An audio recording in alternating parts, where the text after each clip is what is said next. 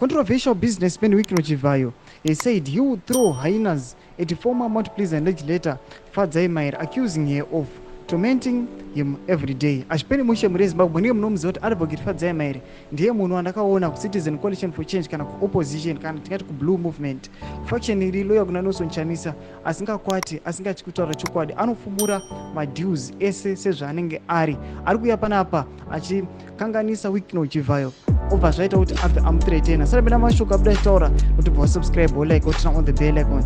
Anonyora munhu aumuzimu aimonekwa muchinzi posting a picture showing a hyena loaded in a pickup truck. Chivayo said he had found a solution to dealing with Mahere.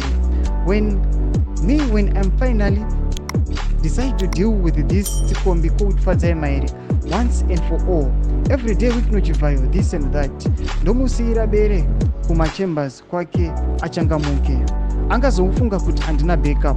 Mashoko aitaugwa na Wikino Chivayo. Noendera mberi zvinzi Chivayo, who is close allied to Mnangagwa, is accused of benefiting from inflated government tenders, some of which he will just spend the money on extravagance without delivering.